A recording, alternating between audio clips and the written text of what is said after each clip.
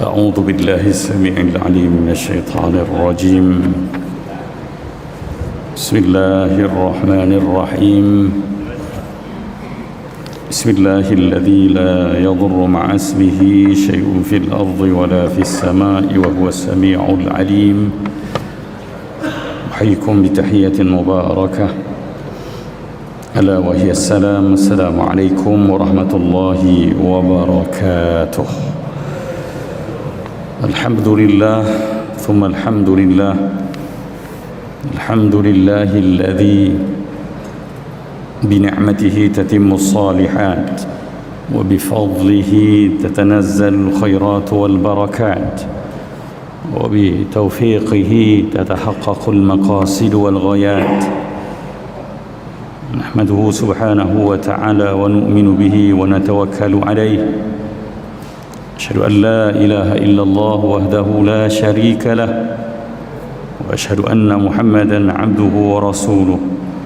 اللهم صل وسلم على نور الأنوار وسر الأسرار وترياق الأغيار ومفتاح باب اليسار سيدنا ومولانا محمد المختار وآله الأطهار وأصحابه الأخيار عدد نعم الله وإفضاله.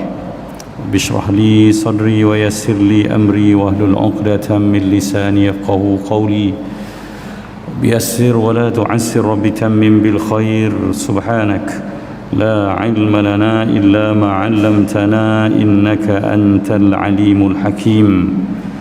لا حول ولا قوة إلا بالله العلي العظيم. أما بعد. Dimuliakan Tuan Imam Tuan Bilal yang menyempurnakan solat jemaah fardu subuh kita pada pagi yang penuh barakah ini. Semusi dan seluruh warga jawatan kuasa Khariah Masjid At-Taqwa, sidang jemaah, hadirin mu'minin, hadirat mu'minat, hamba-hamba Allah yang dilimpahi dengan keberkatan, maghfirah, keampunan, juga iman. Alhamdulillah, puji dan syukur kita kepada Allah Subhanahu wa taala yang masih merezekikan hari ini buat kita. Moga-moga bersama bangunnya kita sisipkan kesyukuran dan keazaman untuk menjadikan hari ini lebih baik daripada hari semalam kita. Kerana hari-hari yang Allah anugerahkan ini merupakan peluang dan ruang untuk kita menebus semua kegagalan-kegagalan semalam. Moga-moga Allah terima kita sebagai hamba-Nya. Itulah yang paling besar untuk kita jayakan dalam kehidupan kita sebelum kita menutup mata. Selawat dan salam buat junjungan besar Nabi kita Muhammad ibnu Abdullah Rasulullah sallallahu alaihi wa alihi wa sahbihi wa baraka wa sallam. Alhamdulillah, sebagaimana yang saya nyatakan pada minggu sudah, ya, insya-Allah bermula bulan ni pengajian saya akan tertumpu pada khusyuk solat. Ya, satu pengajian yang rasanya menjadi keperluan bagi kita yang dah menyempurnakan solat. Sebab Allah sendiri menyatakan begitu. Qad aflahal mu'minun, kata Allah. Sungguh pasti berjaya dah orang beriman ini. Ayatnya di mana-mana, tuan-tuan tengok pun kat mana-mana mesti ada ayat ini. Tapi prasyarat utama untuk berjaya sebagai orang beriman, alladzina hum fi salatihim khashi'un. Iaitu, ya, yang berjaya itu adalah orang yang pertama, ciri pertamanya bila ada Allah, dia sedar dengan ada Allah. Itulah khusyuk salat. Dan saya merujuk kepada buku yang saya susun sendiri, iaitu buku ini, buku Khusyuk Salat Belumkah Sampai Masanya. Dan insya-Allah perbincangan hari ini masih dalam bab mukadimah. Dalam bab mukadimah ni saya bentuk 3 bentuk tafakur untuk membangkitkan rasa bertanggungjawab dan rasa patut untuk mengusahakan solat yang khusyuk. Jadi untuk permulaannya kita tengok dulu tafakur pertama, solat tanpa khusyuk sampai bila? Solat tapi tak khusyuk sampai bila? Solat tak ingat Allah sampai bila? Dan perkara ini sebenarnya menjadi persoalan yang pernah Allah tanya pada kita. Ya. Allah pernah tanya pada kita. Allah tanya kita dalam surah Al-Hadid surah yang ke-57 ayat ke-16. A'udzu billahi minasyaitonir rajim. Alam ya'ni lil ladzina amanu an takhsha'a qulubuhum li dzikrillah. Allah tanya, ya, adakah belum lagi sampai masanya untuk orang-orang yang beriman itu tunduk, khusyuk hati mereka mengingati Allah. Bahasa mudah kita, Allah tanya kita, belum sampai ke masanya lagi untuk hati-hati kita ni khusyuk, tunduk, ya, mengingati Allah. Subhanallah. Belum tibakah masanya untuk kita khusyuk menyembah Allah? Belum cukupkah lagi kelekaan dan kelalaian yang terus kita biarkan ketika kita solat menghadap Allah? Ini Allah tanya. Sebab ayat ni memang umum, dia tidak berkait tentang solat, tapi yang nyatanya ruang paling rasmi, paling official untuk ingat Allah adalah solat. Jadi mana mungkin orang yang dalam menghadap Allah ketika dalam solat tak ingat Allah, untuk dia ingat Allah di luar daripada solat. Majlis persembahan paling rasmi seorang hamba menghadap Tuhannya adalah solat. Dan kalau ketika itu kita tak berjaya ingat Allah, artinya ada satu masalah besar dalam kehidupan kita dan kita tak akan berjaya ingat Allah. Belum sampaikah masanya untuk kita tenang mengingati Allah Subhanahu wa taala sepanjang solat? Dan buku ni pun saya susun adalah kerana tersentak dengan ayat ini. Ya. Satu hari saya baca Quran ni, ialah kadang-kadang kita baca Quran ni, kadang-kadang kita tadabbur. Yang saya rasa macam kali pertama pula saya baca ayat ni. Tapi sebenarnya ayat ni selalu kita baca dalam Al-Quran, dalam solat hadis. Ya, bila Allah tanya kita, alam ya'ninil ladzina amanu an takhsha'a qulubuhum li dzikrillah. Allah tegur kita, orang-orang yang dah beriman, dah percaya aku ni Tuhan, tak boleh ke ingat aku ketika solat? Tak boleh ke hati dia tunduk untuk khusyuk pada aku? Tu persoalan dia. Sebab Allah kata lil ladzina amanu, orang-orang yang dah percaya aku Tuhan, orang-orang yang dah percaya syurga neraka tu ada, orang-orang yang dah percaya hari kebangkitan, orang-orang dah percaya ada malaikat yang mencatat segala gerak hati dan amalan. Subhanallah. Tak boleh ingat aku, kita ingat ada aku. Itu persoalannya tu. Ya, ini persoalan yang sebenarnya apa kita nak jawab? Apakah agaknya jawapan kita dengan pertanyaan Maha Pencipta ini? Ya. Jika jawapan kita begini, ya, memang belum masanya lagi. Belum lagi lah, ya. Masih banyak lagi benda nak fikir. Sampai solat yang sekejap 5 minit ni pun tak boleh kita eksklusifkan untuk ingat Allah. Masih nak semak dengan dunia, dengan cerita-cerita dunia kita lah, yang memang tak akan kunjung habisnya. Ya, kalau kita jawab ya memang belum masanya, maka tanyakan semula, bila pula agaknya? Sebab hari bergari, hari berganti hari, dan ajal kita makin menghampiri. Itu persoalan yang perlu kita sedari. Bimbang sampai ke hujung nyawa, kita tak pernah pun rasa khusyuk. Saya teringat apa yang disebut oleh Ibn Taymiyah dalam satu ungkapannya. Dia kata, ya, masakin ahlud dunia, kesian penduduk-penduduk dunia, ya, mereka pergi meninggalkan dunia tanpa pernah sempat pun merasa nikmat sebenar tinggal hidup di dunia. Anak murid dia tanya, apakah nikmat sebenar kehidupan di dunia? Dia kata, ni'matul unsi billah, nikmat bermesra dengan Tuhan dalam solat.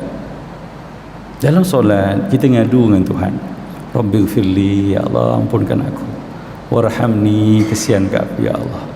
Manusia ni bila mana dia dapat bercerita pun dengan siapa yang dia yakini orang itu sayang pada dia, benda tu prihatin pada dia, ambil tahu tentang dia, dia akan nyaman, dia akan tenang. Dan itulah solat. Siapa dia? Tuhan yang kita adukan ini, ya, dia Al-Qadir, ya, dia sendiri declare, tu'izzu man tasha wa tudhillu man tasha, tu'til mulka man tasha. Dia semua keputusannya. Rabbul alamin, Ar-Rahman, Ar-Rahim. Dia sayang kita, dia kasih betul dengan yang beriman di kalangan kita. Subhanallah. Tapi sayangnya apa masalah kita? Kita tak rasa, kita tak sedar pun kita ngadap dia. Sebab tu kita tak dapat kenikmatan solat. Betul lah bila Rasulullah kata wa ju'ilat qurrata aini fi solat, dijadikan sejuk penyaman hati aku ni dengan solat. Ya, kita bila kita jawab belum lagi, kita bimbang sampai hujung nyawa, kita tak pernah pun rasa menghadap Allah Subhanahu wa taala dalam solat. Dan ini pasti mengundang petaka yang amat besar kecelakaannya, sebab Allah pun pernah sebutkan fawailul lil musallin. Allah tak kata fawailul lil tarikin solat, tak. Celaka orang yang tinggalkan solat, tak. Allah kata celaka orang yang sembahyang. Artinya jangan berbangga dulu, jangan mendabik dadu dulu walaupun kita dah jadi orang yang solat puluhan tahun, alhamdulillah. Tapi tahukah kita khusyuk solat ni apa? Khusyuk solat ni lah nilai solat kita, ya. Dan solat kita memang tak akan ada nilai apa-apa. Nanti dalam bab kita cerita apa hukum solat tak khusyuk ni, sepakat fuqaha kata solat yang tak khusyuk, tak ingat Allah, memang tak ada pahala. Walaupun sebahagian mengatakan sah, memang sah. Majoriti fuqaha kata sah, tapi tak ada value, tak ada apa-apa nilai. Yalah, kita pun kalau menghadap orang tapi kita tak sedar kita menghadap orang tu, kita keluar daripada majlis bercakap dengan dia, kita pun tak sedar ada value tak pertemuan tu? Tak ada. Tak, kalau kita jumpa dengan orang besar negara, ya, masuk istana jumpa agung tapi tak sedar waktu tu entah kita, ya, entah di lamun apa entah, lalu kita keluar dari sana, orang tanya kita, cakap apa tadi dengan agung? Saya jumpa agung ke? Tu apa nilai pertemuan yang sangat hebat tu? Tak ada nilai apa-apa.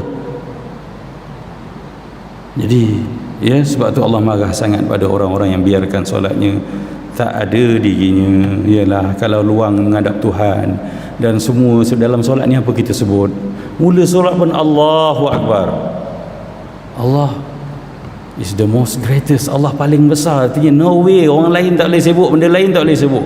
Sebab tu rukun itu rukun qauli, kena disebut berlafaz, tak boleh senyap angkat kaki, tak boleh. Dia kena berlafaz Allahu Akbar supaya ada getar rasa dan rasa betul-betul Allah Maha Besar, yang lain kecil. Tak kira besar mana masalah awak pun, tapi bila dah solat Allah yang paling besar.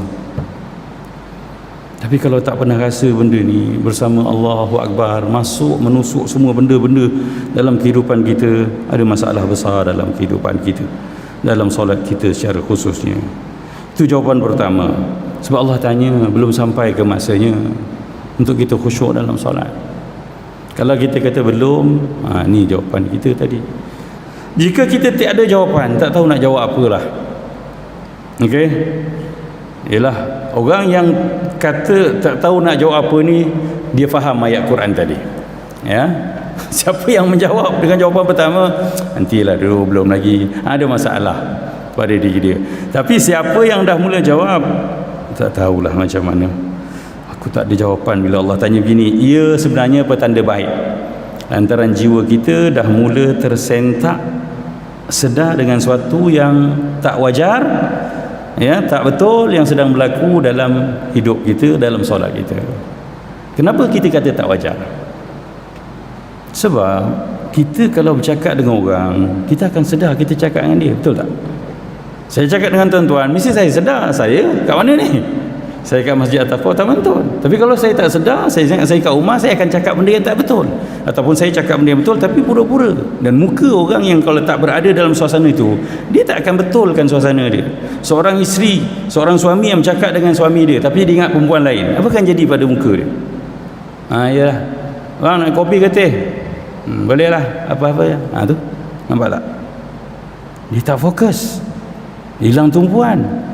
Dan biasanya orang yang dilayan begitu dia tahu. Isteri akan marah, kata, abang, saya cakap dengan abang ni, abang kat mana? Ya, abang ni kenapa ni? Nampak tak? Tapi Tuhan tak tahu. Kita ngadap dia, kita kata Allahu Akbaru kabira, Allah, engkaulah Tuhan yang paling besar dengan sebesar-besar kebesaran, walhamdulillahi kathira, dan pujian untuk engkau ya Allah dengan pujian yang sangat banyak, wa subhanallahi bukratan wa asila, dan ya, maha suci engkau pada setiap masa pagi dan petang. tapi tak ada rasa, tak ada feel, sambil garu hidung, sambil garu kepala, Allahu akbar kabira alhamdulillah kata. Macam tok bomoh baca mentera. Allah tak tahu ke? Allah tahu tuan-tuan. Allah tahu. Mana tak Allah tahu? Allah kata dia sendiri, inna Allah alimun bidzati sudur. Allah tahu apa yang dalam hati. Isteri kita tak tahu dalam hati kita, tapi dia boleh merasa ada benda yang tak kena, yang tak tepat yang kita buat pada dia. Sebab tu kita kata ada benda yang tak wajar yang sedang berlaku dalam solat kita. Jadi ya, sampai bila agaknya untuk kita terus bersolat tanpa faham apa yang kita ucapkan dan lakukan? Rukuk tu kenapa macam tu? Kena faham. Ya, sebab solat ni ada dua part ya. Part yang syar'i ni, yang zahir ni, kita kena praktik betul. Rukuk ni kena separas, ya, punggung dengan kepala sama, mata kat mana, tangan lurus pegang lutut. Itu yang syar'i, yang zahir, yang nyata. Sebab itu syarat-syarat kesempurnaan solat. Tapi jiwanya, rohnya apa? Ketika tunduk tu, ya, rasakan betul-betul saya hina diri, ya Allah, Kaulah Tuhan, dan ini lambang penyataan kepatuhan aku yang mutlak pada Engkau. Itu feel rukuk. Lambang aku terima apa sahaja ketentuan dari Engkau. Sebab tu sebutannya Subhana Rabbi, Maha suci Tuhanku. Apa maksudnya? Maha clear Tuhan aku, Maha bersih Tuhan aku, Maha sempurna Tuhan aku daripada kekurangan. Tak ada benda yang tak betul, ya Allah, yang Kau tentukan semuanya betul.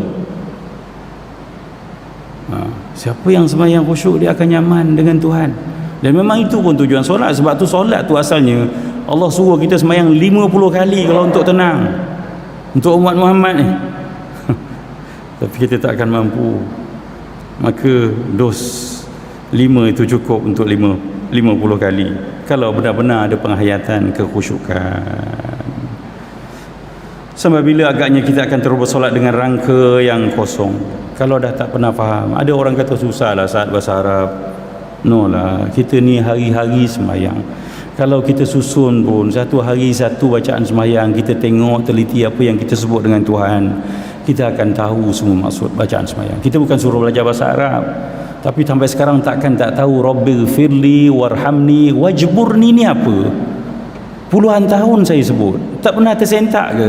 Tapi kalau dalam usaha-usaha kita untuk dunia, ada satu kalimat wording dalam English kita tak tahu, kita terus tengok kamus. Kenapa kita tak serius dengan hubungan langsung kita dengan Tuhan? Kan Rasulullah pernah sebut, aku akan terus menghadap wajah hamba-Ku selagi mana dia menghadap padaku, tapi bila mana hati dia berpaling dari aku tinggalkan dia. Allah sebut gitu. Sebab tu banyak kali kita sembahyang Allah tak adab kita. Sebab kita biar hati kita kosong. Tak boleh. Walaupun apa pun alasannya, kita kena kuasai semua apa yang kita sebut dalam solat. Bukan banyak pun, doa iftitah, Fatihah, bacaan rukuk, Sami Allahu liman hamidah tu, offer tu Allah nak dengar siapa puji dia. Sebab tu Nabi tak puas dengan Rabbana lakal hamd, Nabi sambung lagi mil'as samawati, pujian yang sepenuh langit-langitmu ya Allah, wa mil'al ardi, sepenuh bumimu ya Allah, wa mil'a ma syi'ta min syai'in ba'd, dan sepenuh apa sahaja yang ada selepas itu. Tak terkata, tak terungkap dengan kata. Sebab tu ada para sahabat yang dengar bila Rasulullah kata Sami Allahu liman hamidah di rambung, ya, yang popular kita selalu guna, Rabbana lakal hamdu hamdan kathiran, ya Allah, pujian untuk Engkau dengan pujian yang banyak, kathiran mubarakan fi, kathiran tayyiban mubarakan fi, yang indah-indah, yang harum memangi, yang penuh keberkatan padanya. Sampai Rasulullah tanya, siapa yang puji Allah tadi? Ya, aku dengar dia puji Allah begitu. Jadi para sahabat ni risau juga nak jawab saya. Rasulullah dia kata, sebab apa? Kena faham. Kita tak faham, jadi kita tak dapat buat benda tu. Kalau baca pun hanya sebagai, itu minta maaf saya cakap, kadang-kadang kita baca semayang ni, bacaan semayang macam Tok Bomah baca mentera, yang dia pun tak tahu. Kita tanya Tok Bomah, apa baca tu Tok Bomah? Mana saya tahu? Ya, Tok Guru saya ajar, saya sebut je lah gini. Tak boleh lah macam tu. Sebab kita bercakap dengan Tuhan, kita kena ada penghayatan, kefahaman. Ya. Jadi bila para sahabat ditanya dan dia menjawab, Rasulullah kata, demi Allah, sesungguhnya aku lihat lebih 30 malaikat berebut mencatat ganjaran pahala pujian kamu pada Allah tadi. Rabbana walakal hamdu hamdan kathiran tayyiban mubarakan fi. Kan sonok kalau kita baca, faham ceritanya, faham penghayatannya. Ya Allah, pujian untukmu yang banyak sebab Engkau nak dengar siapa yang puji Engkau, aku puji. ujian yang banyak, yang indah, yang harum memangi, penuh keberkatan, kebaikan, ya Allah. Begitu semayang, ya. Sampai bila agaknya kita terus solat tanpa faham, apatah lagi untuk menghayatinya. Memang kena faham. Seorang yang faham baru dia boleh feel. Orang tak faham, dia tak boleh hayati benda tu. Orang perempuan yang tak faham, orang lelaki tengok bola sampai pukul 1 pagi malam tadi, pukul 3 pagi, ya, dia pun kata apalah tengok bola ni. Bola sebiji kejar, ramai-ramai satu padang, ada yang patah kaki pun ada, tergolek, nak bertumbuk pun ada. Lalu dia mengusulkan satu benda yang dia tak faham. Dia kata apa? Kan lebih senang bagi bola seorang sebiji, tak payah rebut-rebut, sepak je masuk gol. Itu sebab apa? Dia tak faham, dia tak feel. Kalau dah feel, pukul 1 pagi pun boleh bangun. Nampak tak? Begitulah nikmatnya solat. Apatah lagi manusia ni bila bercakap dengan zat ataupun individu yang sangat prihatin pada dia, dia akan menikmatinya. Kita dah bertemu dah dengan Tuhan yang sebenar. Kita dah tahu Tuhan kita Tuhan yang maha tahu, maha mengambil tahu, maha mengasihi. Tapi sayangnya kita tak sedarkan detik pertemuan kita ketika kita ngadap dia. Itu je masalahnya. Dan jangan kata khusyuk ni satu benda yang susah, tak boleh. No. Khusyuk ni satu benda yang wajar je. Kamu ngadap Allah, ingat Allah. Kamu cakap dengan Allah, sedarlah cakap dengan Allah, itu je. Sebab nanti kita pergi pada takrifan khusyuk, ya, kita akan tahu khusyuk ni memang maksudnya sedar diri ketika ngadap Allah. Itu je. Masalah kita Allahu Akbar tapi tak ada Allah. Sebab tu, ya, kita teringat apa yang dulu disebut oleh dalam kajian sebelum ni pun saya ada sebut cerita macam mana Umar bin Abdul Aziz, ya, bila orang tanya, bila Anas dikilai kata dia tak pernah semayang belakang seorang lelaki yang mirip suasana khusyuknya macam Umar bin Abdul Aziz. Apa Umar bin Aziz buat sampai berbeza semayang dia dengan orang sebelum dia? Artinya tak ramai para sahabat pun sampai peringkat macam Umar bin Abdul Aziz semayang.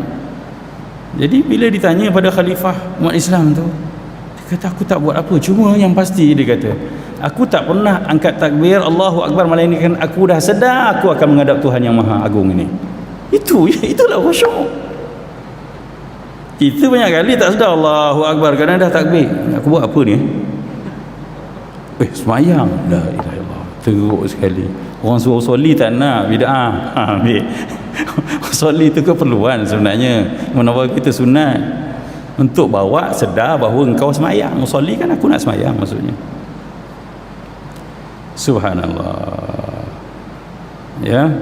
Sampai bila agaknya kita akan terus bersolat dengan rangka kosong tanpa jiwa, berdiri tegak, rukuk, sujud yang dusta, tanpa sebarang rasa menghadap Tuhan, rasa ketundukan dan pengabdian yang jujur penuh setia. Ya, sepatutnya sudah sampai masanya. Patut dah sampai dah masanya. Ialah sementara kita dah makin meningkat usia macam ni, patutnya dah sampai dah masanya Allahu Akbar tu Allah lah depan kita. Ya. Untuk kita khusyuk mengingati Allah. Ya, memang Allah tak menjelma begitu. Sebab tu Allah kata tadi, alam ya'dinil ladzina amanu, orang-orang yang dah percaya aku Tuhan. Belum sampai ke masanya pada orang-orang yang dah percaya. Percaya apa? Rukun iman yang pertama, percaya pada Allah. Allah memang tak dapat dilihat dengan mata waktu kat dunia ni. Dan antara syarat beriman apa? Allah sebut alladzina yu'minuna bil ghaib. Ghaib ni kat dunia benda yang tak nampak. Antaranya Allah pun ghaib daripada pandangan mata kita. Allah wujud, ya, pada akal, pada iman kita ada Allah, tapi pada pandangan mata. Maka kita dituntut dengan keimanan tu untuk khusyuk. Dah percaya kan? Ya, sepatutnya sudah sampai masanya untuk kita khusyuk mengingati Allah Subhanahu wa taala. Sementara ketika menyembahnya, kita memang sujud pada dia. Kenapa tak rasa? Ya, kita kalau salam dengan orang pun kita rasa sedar. Kita bercakap dengan orang pun kita penuh, ya, perhatian. Ya, sememangnya telah sampai pun masanya untuk kita bermuhasabah dan berubah. Duduk jap, aku sembahyang ni kenapa tak boleh ingat Allah? Subhanallah, sembahyang ingat Allah ni satu nikmat yang sangat hebat. Siapa yang pernah sekali merasakan ketika dia sujud, dia kata subhana rabbi, maha suci Tuhanku, al-a'la, yang maha agung, yang maha tinggi ni, wa bihamdi, dan segala puji untuknya. Dia cicipkan bersama sebutan tu rasa, ya, menyucikan Tuhan dan memuji Tuhan dia. Nanti dia akan rasa nyaman, tenang. Sebab tu sembahyang sunat kita dianjurkan untuk melebihkan tasbih rukuk dan sujud ni. Sebab tu feel dia dahsyat. Bersama gerakan tunduk sujud ni, feel dia kuat. Sebab tu Rasulullah declarekan waktu paling hampir seorang hamba ketika dia sujud, tapi ketika mana dia sedar. Sebab tu Nabi anjurkan, ya, bukan 3, buatlah 7, 9, 11 tasbih tu. Tapi sembahyang fardu tak boleh lah. Sembahyang fardu memang kena ringkas. Rasulullah pesan berjemaah ni tak boleh. Idza, ya, ahadukum linnas falyatajawwaz. Ya, Nabi kata bila kau jadi imam pada orang ramai, ringkaskan solat. Imam Syafi'i kata lebih pada 3 tasbih makruh. Tapi kita nak cerita sembahyang kita, sebab tu yang sembahyang panjang-panjang, lama-lama ni sembahyang malam. Jadi kalau sembahyang tahajud pun 2 rakaat 3 minit, bukan sembahyang malam tu bos. Salah tu, salah di sudut matlamat dia tak sampai lah. Sembahyang malam ni untuk dinikmati, dicicipi rasanya dengan kecamuk dunia yang dah makin longgar waktu hening pagi tu. Maka kita baca dan penuh penghayatan. Tapi macam mana nak menghayati kalau tak faham? Dalam buku ni nanti kita susun satu demi satu, word by word. Setiap wording tu kita terjemahkan dan kita bawa macam mana nak feel dia benda tu. Sebab sembahyang memang begitu. Sebab tu orang yang sembahyang dan khusyuk, dia akan kuat layan dunia ni. Walaupun apa adanya. Minggu lepas dia cerita macam mana doktor tu boleh hebat macam tu, cakap dengan kawan-kawan dia supaya sabar. Sebab dia ingat Tuhan, dia ingat akhirat tu macam mana. Maka perjalanan dunia dia layan je lah. Dah ditakdirkan dia begini, maka beginilah. Sebab tu kita ucap subhana rabbi, maha suci Tuhanku, in bracket, tak ada benda yang Tuhan buat tak betul, melainkan semua betul. Maha suci Tuhan aku daripada menganiaya hamba-Nya. Maha suci Tuhan aku daripada buat benda yang tak kena, tak betul untuk kebaikan aku sebagai hamba yang disayang. Itu maksud subhana rabbi. Jadi kita kena bermuhasabah, ya, kena pertingkatkan kualiti solat kita supaya kita dapat nikmat solat. Tak patut kita dah sembahyang puluhan tahun, takkan sampai sekarang sembahyang masih wa innaha lakabirah. Kan Allah kata sembahyang ni beban, berat. Di ujungnya Allah bagi tahu illa 'alal khashiin, kecuali orang yang khusyuk tak rasa beban, dia nikmati. Ni Pak Imam tayar hari lama sikit kita dah menggigil lah, Allah panjangnya solat. Membebel dalam hati. Sebab apa? Yang tidak hayati solat. Mengubah gaya pengabdian kehambaan kita. Apa yang nak kita ubah? Kita kena ubah gaya kita menghadap Allah Subhanahu Wa Taala. Orang yang khusyuk solat, matanya akan tunduk ke bawah. Orang yang khusyuk solat, dia akan rapikan tangan dia ketika sujud dan duduk antara dua sujud. Dia tak bersepah begitu. Sebab apa? Dia sedar dia menghadap Tuhan. Ya, nanti ada perapiannya lah. Gaya orang yang khusyuk ni, dia ada gaya dia. Mata dia tunduk. Sebab apa tunduk? Sebab membesarkan Allah. Tak selayaknya ketika aku cakap dengan Tuhan, tengok macam mana seorang. Sebab di antara perasaan seorang hamba dengan Tuhan ni rasa takut, khauf. Takut apa? Takut murka Allah. Bukan takut tak pasal-pasal, tak. Dan takut, hebatnya takut kita dengan Allah menyebabkan kita taat dan dekat dengan dia. Beza takut dengan hantu, dengan harimau, kita lari. Sebab tu tak boleh harap. Ya, dengan harimau orang pergi dekat dia, saya tahu awak hebat, saya dekat dengan awak, saya tak. Kena faham kita. Dengan Tuhan lari pun tak boleh lari. Beza. Sebab Tuhan kita bila mana kita istighfar, kita sedar kita hamba, dia terus sayang kita. Yang itu kita nak kekalkan. Sebab tu kena sembahyang dengan rasa takut. Takut Allah tak terima, takut Allah rasa tak kena. Maka tak cukup dengan sebutan, intonasi pun kena jaga. Tak boleh baca Fatihah tuan-tuan solat Allahu Akbar, Bismillahirrahmanirrahim, Alhamdulillahirabbil. Cakap dengan Tuhan, puji Allah takkan macam tu. Sepatutnya word by word dan dinikmati ayat tu. Bismillahirrahmanirrahim. Ada getar rasa seorang hamba yang puji Tuhan, mengadu pada Tuhan. Tu saya kata banyak benda yang kena ubah gaya kehambaan kita. Bila mana kita khusyuk, kita sedar. Yang baca Fatihah macam gangster tu sebab apa? Dia tak sedar dia semayang. Allah Alhamdulillah apa benda awak baca semayang itu? Bukan semayang tu kan? Dah lah macam tu, kacau orang sebelah pula, dah kuat sangat baca, jam kawan sebelah lagi geram, bila nak biar orang tu ni baca Fatihah, aku nak baca tak boleh. Itu buat fiqh yang zahir pula. Bacaan semayang ni kita tak boleh kuatkan. Kalau kuatkan sampai kacau orang sebelah jadi haram. Sembayang jemaah ni memang ada pahala tambahan, tapi kalau dah buat benda yang haram, kacau orang sebelah, itu semua akan berlaku bila mana kita sedar kita menghadap Allah dengan penuh beradab. Di antara kejayaan orang yang khusyuk, dia akan solat dengan penuh beradab dengan Tuhan. Siapa pun kita, kalau yang lebih beradab, itulah yang kita suka. Anak kita hebat macam mana pun, tapi yang paling sopan, ya, jumpa kita senyum, Assalamualaikum Pak, Mak, jumpa salam, mana yang Mak, ya, Mak salah sini. Yang itu walaupun hebat, bagi duit banyak kat kita pun, kita akan rasa sikit terluka lah. Ya, Tuhan kita tak terluka dengan kita, tapi rugilah kita sebagai hamba-Nya. Mengubah gaya pengabdian kehambaan kita yang kosong dan hanyut dengan kelekaan kepada persembahan solat yang padat dan syarat dengan penghayatan dan kekhusyukan. Percayalah, siapa yang berjaya sembahyang khusyuk, dia akan dapat lagi selepas itu. Walaupun hanya ketika sujud dia pernah menikmati betul-betul, dia akan rasa nikmat dan dia akan usaha lagi untuk dapat yang part-part yang lain. Sebab sembahyang yang khusyuk, memang itu pun tujuan solat. Sebab tu tafakur kedua kita ni, solat untuk apa? Habiskan dulu tafakur pertama ni, solat tanpa khusyuk sampai bila? Sungguh, ya, ayat tadi bukan sekadar persoalan, bukan saja Allah tanya, bukan untuk jawab lah sebenarnya, okey? Bukan sekadar soalan yang menagih jawapan, bukan untuk jawab. Allah kata belum sampai ke masanya, belum ya Allah, ya, nantilah ya Allah, okeylah dah sampai dah masa. Tak, dia pun tak perlukan jawapan. Ia bukan sekadar pertanyaan, sebab ayat tu bukan pertanyaan, tapi sebenarnya teguran Allah Subhanahu wa taala. Memang kita dah sembahyang, kamu dah patut ingat Allah, tapi kenapa tak ingat Allah? Itu teguran Allah Subhanahu wa taala pada kita. Sebab tu tak payah jawab pun tak apa, tapi bertindak. Teguran Allah Subhanahu wa taala yang wajar menjadi peringatan dan membisikkan kesedaran. Sedarlah, ya, kita belum siapa-siapa kalau solat tak sedar menghadap Tuhan.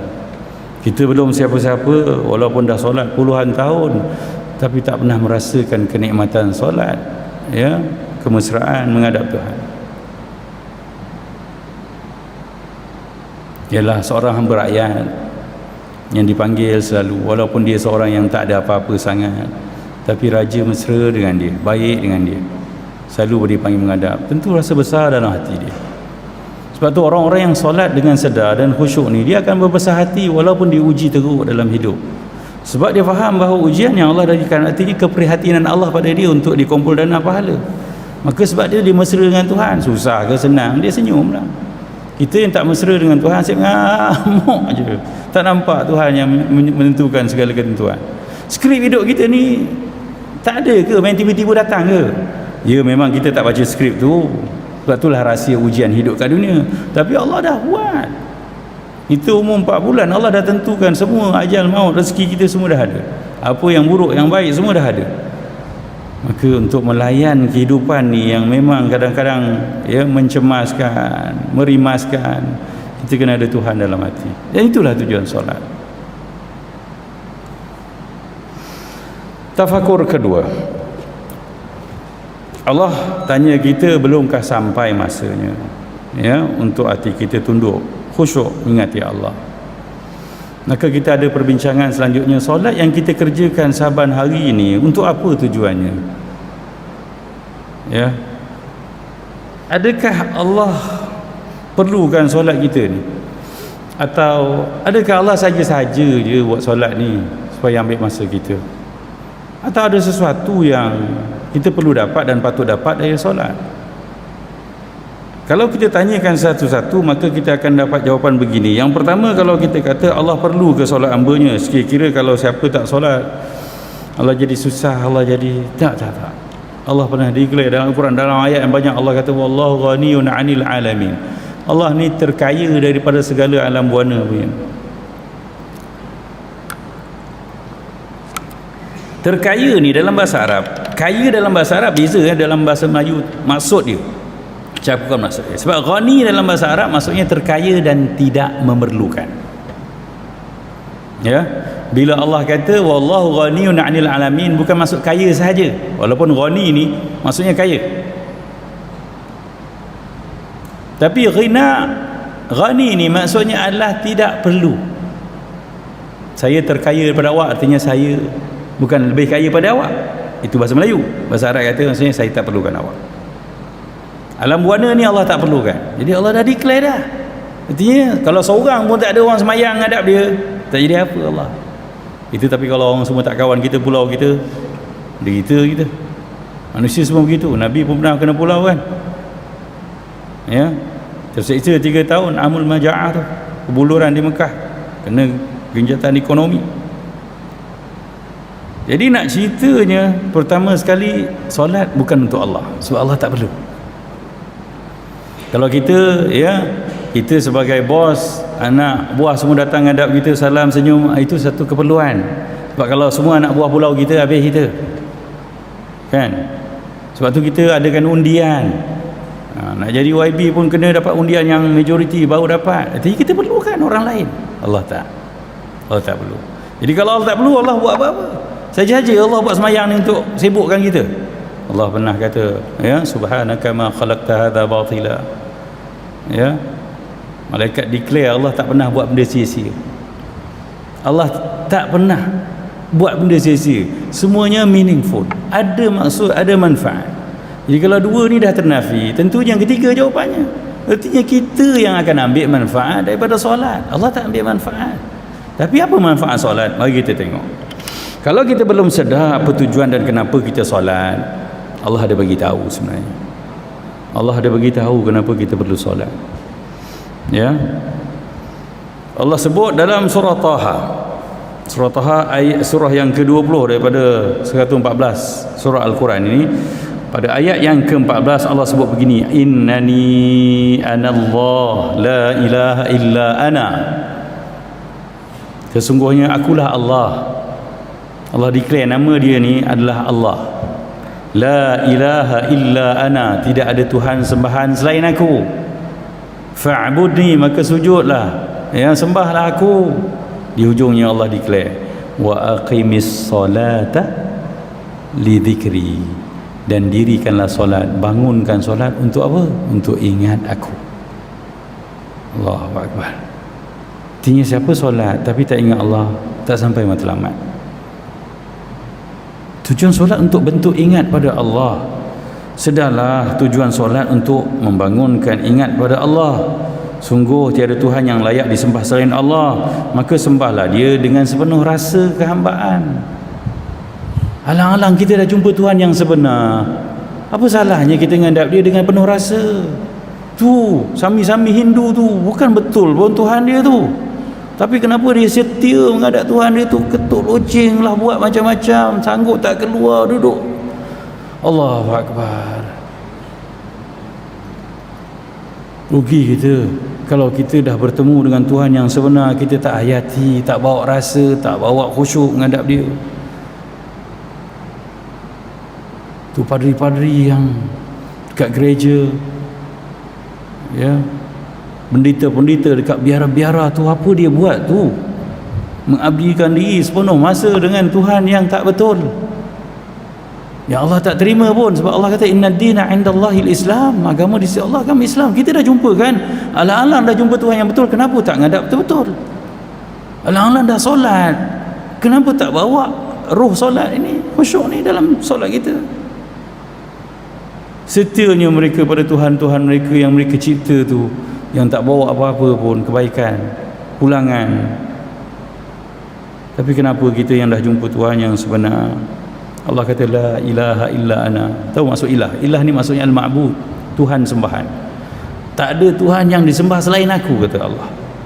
Dah kita memang dah sembah Allah, kenapalah tak boleh sampai matlamatnya wa aqimis salata li dzikri. Maka sembahlah Allah dengan sepenuh jiwa raga, sembah berserta ingat padanya. Ya. Sedarlah, solat tanpa ingat Allah tidak sampai ke matlamatnya. Solat tak ingat Allah, tak ada Allah dalam hati, tak ada Allah dalam minda, ya, maka tak sampai matlamatnya. Nabi pernah declare, ya, solat ni pahalanya ma'uqila minha, apa yang akal kita ada padanya. Akal ni ingatlah, sedar. Jadi pahala semayang kita ni bergantung tahap ingat. Nabi declare lagi, ada yang orang semayang dapat 1/10 pun ada. Main subuh tadi ada orang dapat 1/10. Artinya mungkin doa iftitah dia ingat Allah tadi, Allahu akbar kabira walhamdulillah katsira, lepas tu tak ada dah merawang dah. Sampai rawang dah. Rupanya ada kenduri kat rawang tengah hari ni. Terbayang nak pakai baju apa, ya, matching tak, ya. Yang perempuan dah terbayang ni tadi, ya, suami aku ni baju dia dah basuh ke belum minggu lepas? Tak ada ni baju. Oh, baju hijau ada. Baju aku kat mana yang tu? Habis. Itu realiti tau kalau kita layan. Tahu tak sebab apa jadi begitu? Peliknya, bila kita mula solat, ada je macam-macam benda datang. Wayang-wayang gambar tu. Sebab ketika kita solat, setan paling tak suka, dan ketika itu dia paling rancak. Yang komander dia yang namanya Khanzab itu akan mula menayangkan semua slide-slide kehidupan kita asal saja kita tak ingat Tuhan. Pelik, masa duduk sebelum qomat tadi tak ingat apa, tapi bila Allahu Akbar, kalau kita tak ikat dengan faham apa yang kita baca, tak sedar dengan apa yang kita buat, itu memang akan hilang. Maka sampai tak matlamat semayang kita. Dan ada orang pahala semayang dia sah, ya, semayang dia sah tapi tak ada pahala, sebab Nabi kata begitu. Ada orang dapat separuh. Tapi kalau kita dah berusaha, ya, nanti ada ceritanya peringkat solat kita ni ada 5 peringkat, kita akan bahaskan nanti di tahap mana yang paling selamat sekurang-kurangnya. Sedarlah, solat dia syariatkan untuk membina ingatan si hamba kepada penciptanya. Ya, solat ni memang keperluan jiwa manusia. Dan solat setiap kali, solat ni sebenarnya dia ruang untuk kita recharge, ingat kita hamba ada Tuhan, supaya kita selesa melayan dunia. Yang nanti kat dunia ni kita baik, orang kata kita tak baik, kita dah buat baik, orang dajal kita juga. Tu dunia. Nak kuat sebab apa? Sebab ingat aku ada Tuhan. Dan benda tu kita bina ketika kita solat. Kalau kita solat kita tak boleh bina ingat pada Allah, maka kita tak akan jadi macam handphone yang kita rasa kita charge malam tadi, rupanya kabel tak masuk betul, maka dia tak akan operate cantik, malah jam terus lah, ya, tak boleh jadi hamba Allah lah. Jadi ya, solat yang khusyuk adalah ruang recharge, ya, jiwa hamba, jiwa bertuhan kita untuk melayan hidup di dunia. Sedarlah, ya, solat tanpa ingat Allah adalah tidak sempurna, cacat dan tercela. Kena sedar, ya, solat kita kalau kita biar, sebab ada orang lantaklah semayang sudahlah, tak boleh. Sebab tu saya pujuk tadi, semayang khusyuk ni bukan benda beban, benda susah, benda betul, benda wajar, benda patut buat dan boleh, mampu milik. Kita kata solat khusyuk ni mampu milik, bukan benda pelik. Dan sungguh itulah tujuan dan matlamat solat, ya, untuk ingat Allah dan membesarkannya. Tak boleh ingat benda lain dan besarkan benda tu. Kan ramai dalam solat kita, saya sendiri pun mengakui banyak solat yang kita kerjakan tak ada Allah, tahu-tahu dah habis. Allahu Akbar. Kita susun perjalanan hidup kita hari ini dalam solat subuh tadi, yang lepas beri salam, alhamdulillah, nampak dah nak buat apa dulu. Kan hari ini ada 3 kenduri. Terbayang jalan tu, jam ni aku pergi sana dulu, ya, pergi Putrajaya dululah, balik nanti tak jam. Tapi Putrajaya ikut mana, ikut Max ke ikut, terbayang semua highway, nampak, padahal selalu tak nampak jalan. Bukan, ya, dah sekali baru pergi kenduri kat Gombak, nanti balik dekat sikit dah. Bukan, sembahyang bukan untuk benda tu. Lepas sembahyang pun senyum, yes, alhamdulillah dapat, ya, berkat sembahyang ni dapat susun jadual jalanan hari ni betul. Tak, sembahyang bukan untuk tu. Sembahyang untuk ingat Allah, supaya kalau berlaku apa pun dalam perjalanan hidup kita ni, kita akan kuat. Sebab Allah tak ada benda yang dia tak kira, ya. Sabar kita sebut innalillah, ya, astaghfirullah pun berpahala, banding kita maki orang tu dah buta ke mata, tak nampak, ya, silaka betul, lain aku pun, ya, potong lain. Ada orang bersama dengan kepayahan tu, Ya, dia boleh ingat Allah. Itu yang mahal. Itu yang menjadikan kualiti kehambaan kita makin tinggi. Dan kita kena malu sebenarnya kalau dah puluhan tahun kita sembahyang tapi mulut kita tak pernah akan keluar zikrullah tiap kali datang musibah. Melainkan semua pakai amun, sumpah seranah lagi. Dan itulah diri kita. Siapa nak tahu diri dia? Siapa? Memandu seorang-seorang jalan di traffic jam yang teruk. Apa keluar pada mulut kita? Kalau orang tu call-in tak bagi signal, apa keluar? Dan itulah kita. Dan sebab itulah kita kena solat dengan ingat Allah Subhanahu wa taala. Ya, ingat Allah untuk apa? Kalau kita ada pertanyaan lanjut, ialah Allah suruh kita ingat kita dalam solat. Allah dah jawab pun dalam Al-Quran dengan ayat banyak, dan kita biasa dengar ayat ni. Ya, sebab solat yang khusyuk adalah untuk bina ingat pada Allah. Ya, ingat Allah untuk apa? Allah kata ala bi dzikrillah tatma'innul qulub. Ada kalimah zikrullah. Ingat, ketahuilah, kata Allah, dengan ingat pada Allah mententeramkan jiwa, menyamankan jiwa. Kalau kita ingat kita dengan dia saja, orang yang potong lin tu, kita akan ngamuk. Sebab apa kita ngamuk? Sebab kita tak dapat dia. Nak kerja apa memang kelakar ya. Kat itu orang tengok lagi pelik. Maka sebab kita tak sedar kita ada Tuhan, maka kita akan bertindak dengan benda-benda yang tak membahagiakan kita pun. Maki orang bahagia ke? Memang orang cakap puas hati, tak. Dia lagi sakit hati. Sebab apa kita sakit hati? Buktinya balik kita akan cerita kat orang lagi. Dan orang yang dengar pada kita, dia akan kata kita hebat ke? Tak. Orang tu kata benda engkau. Benda macam ni biasalah. Kalau tak sanggup balik Kelantan lah, balik Johor lah, tak payah duduk KL. Tu ayat dia. Lagi bisa. Cuma dia kalau dia berani, dia saman kita terus lah. Kalau dia tak berani, dia kat dalam hati. Bro, apalah teruk sangat. Malu ke tau? Kita hanya mempamerkan kehodohan-kehodohan pribadi kita pada orang lain. Tapi kalau ada Allah dalam hati, kita kata subhanallah, tak apalah, dia perlu kot. Sangka baik, malaikat pun senyum tengok kita, Allah pun gembira kita jadi hamba dia. Tapi ingat boleh berlakon benda tu. Kalau ada skrip depan kita, jadi pelakon, jadi orang soleh, okey. Tak, ni Allah uji kita on the spot. Dan yang spontan itulah diri kita. Sebab tu kena tenang. Dan tolong tenang dengan ingat Allah dalam solat. Sesungguhnya solat penuh ingatan pada Allah akan menenangkan jiwa. Jiwa yang tenang inilah keperluan setiap manusia. Ini yang bercerai, berperang, bergaduh, bertumbuk, saman menyaman sebab apa? Tak ada Allah dalam hati. Tak ada Allah. Kalau ada Allah dalam hati, dia akan senang memaafkan. Dia akan senang memberi kemaafan. Dia senang melonggarkan. Sebab tak ada benda yang rugi. Siapa kata memaafkan orang rugi? Ada orang dia prinsip dia macam ni tau. Nak cerita pun malu. Ya, saya dapat maklumat, ya, cerita aduan ni lah. Ya, mak datang ke hostel anak, ya, ke rumah sewa anak kerana apa? Anak dia bergaduh dengan anak orang lain.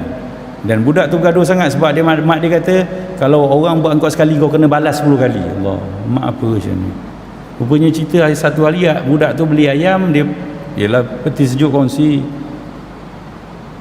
Bila kawan dia keluarkan ayam tu, terlupa nak masuk balik, jadi busuk ayam dia tu. Mengamuk. Ya, ayam memang mahal, tapi kalau seekor ayam berapa lah Sabah? Tak cukup dengan dulu cerita mak dia. Mak dia datang dari Perak. Kalau masih rasional tuan-tuan, datang dari Perak, minyak, tol, hanya kerana nak ya, menuntut hak seekor ayam. Apa salahnya awak jadi mak yang bijak? Okay, mak gantilah. Ya, awak kena sabar, kena redha, tak apalah, manusia memang lupa macam tu. Ya, mak masukkan duit, dia beli ayam baru. Lagi senang kan? Apa jadi dia bergaduh kat situ dan akhirnya dia tak tahan dengan budak-budak tu, dia sendiri keluar rumah. Kena cari rumah baru. Mak dia modal duit banyak. Nampak tak? Bila tak tenang, tak ingat Allah, kita jadi nak cakap bodoh pun tak gamak, tapi sebut dah ni. Kita akan jadi bodoh dan tak wajar dalam tindakan kita. Dan kebodohan-kebodohan ni yang berlaku dalam kehidupan, ada peluang untuk dapat pahala sabar, kita radak juga dan akhirnya tak dapat pahala sabar, jiwa kita makin sesak, makin cepat kena darah tinggi, mati Allah redha dengan keadaan kita tak puas hati banyak dengan Tuhan. Susah. Kita kena tenang. Maka tak boleh tidak, kita kena semayang dengan khusyuk. Moga-moga kita dapat sempat bertafakur dua perkara hari ini, iaitu ya, solat tanpa khusyuk sampai bila, dan kedua, solat untuk apa.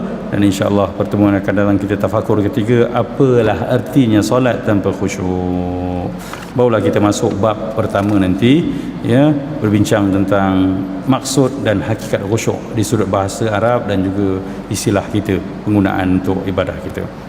Moga-moga ada pertuan lain untuk kita, ya, sepintas lalu, ya, untuk mengajak tuan-tuan bersama dalam pengajian ini, saya bacakan isi kandungan buku ni. Pertama, ya, tafakur sejenak ni akan muatkan 3 tafakur solat tanpa khusyuk sampai bila, ya, solat untuk apa, dan yang ketiga, apalah arti solat tanpa khusyuk. Kemudian masuk bab pendahuluan maksud dan hakikat khusyuk, khusyuk dalam istilah syarak, khusyuk bukan syok, dan khusyuk dalam fakta sains. Dan ada cerita sains tentang khusyuk ni, tentang gelombang gamma dan delta dalam minda manusia yang khusyuk. Cerita meditasi itu, kenapa orang bukan Islam buat meditasi. Bab kedua, kepentingan khusyuk, darjat seorang muslim yang solat, hukum dan tuntutan khusyuk, kepentingan khusyuk, mengapa perlu khusyuk, akibat solat tanpa khusyuk. Bab 3, halangan-halangan khusyuk, penghalang khusyuk, bentuk-bentuk gangguan syaitan ketika solat. Bab 4, asas-asas utama membina khusyuk, unsur-unsur pembantu mencapai khusyuk. Bab 5, langkah-langkah menuju khusyuk sebelum solat, persiapan ketika solat, penghayatan selepas solat, kesopanan. Bab 6, ni praktikal kesempurnaan khusyuk, maksud semua bacaan dalam solat, ya, daripada rukun 1 sampai rukun ke-13 dan semua perlakuan termasuk sujud sahwi dan sebagainya. Bab ke-7, ya, bacaan-bacaan zikir selepas solat pun kita cuba menghayati. Dan bab ke-8, doa-doa yang kita pilih yang selalu kita baca nak kita hayati juga. Dan bab ke-9 merupakan kisah-kisah ibrah solat khusyuk, khusyuk solat Rasulullah, khusyuk para sahabat, khusyuk solat para tabi'in dan salafus salih. Dan bab ke-10 penutup, ya, solat khusyuk mampu milik, ya, bukan benda pelik. Itulah perbincangan dalam buku ni, ya, moga-moga kita dapat mentelaah sama, ya. Dan saya sebenarnya pengajian ni saya cerita sebab rasa tanggungjawab. Saya adalah guru, selalu mengajar bab solat, tapi selalu ada orang tanya bab khusyuk solat, bab khusyuk solat. Saya dapat rasanya buku tentang khusyuk solat ni belum ada yang betul-betul dalam bahasa Melayu lah. Bahasa Arab banyak, yang ada panduan memahami bacaan solat ada, word by word, tapi yang step sampai daripada mula, persiapan, kepahaman semua tentang perkara ini, saya buku ni buku pertama lah saya susun atas keperluan, ya. Sebab tu saya dah mula mengajar buku ni pada 10 lebih lah, 10 buah buku, sebuah buah masjid dan surau Jumaat. Wabihi wallahu alam. Maaf, moga-moga ada kebaikan dalam, ya, pengajian kita pada pagi ini. Qul qawli hadza wa astaghfirullahal azim li wa lakum. Bismillahirrahmanirrahim. Alhamdulillahirabbil alamin wassalatu wassalamu ala asyrafil mursalin sayyidina Muhammadin wa ala alihi wa sahbihi ajmain. Allahumma 'allimna ma yanfa'una wa anfa'na ma 'allamtana. اللهم لا تفرقنا إلا أن ذنب مغفور وعيب مستور وتجارة لن تبور برحمتك يا عزيز يا غفور يا عالم ما في الصدور أخرجنا يا الله من الظلمات إلى النور صلى الله على سيدنا محمد وعلى آله وصحبه وسلم الحمد لله رب العالمين. Okey, buku ni saya ada bawa tapi tak banyak lah, 2 bandel, ada 60-70 teks. Saya suka kalau siapa boleh jadi seorang urusia, saya letak tinggal gitu je lah. Buku ni RM25 harganya. Dan siapa kalau sudi nak menaja, seorang bayar, yang lain sedekah lagi baik. Ilmu yang bermanfaat untuk jariah kita. Sebab banyak masjid yang buat begitulah. Siapa yang ada duit lebih lah. Siapa yang duit dia tak tahu nak buat apa kan, baik jadikan jariah, beli buku bagi kat kawan-kawan, blok kawan-kawan daripada dapat ambil jariah ni. Sekian, mohon maaf. Assalamualaikum warahmatullahi wabarakatuh.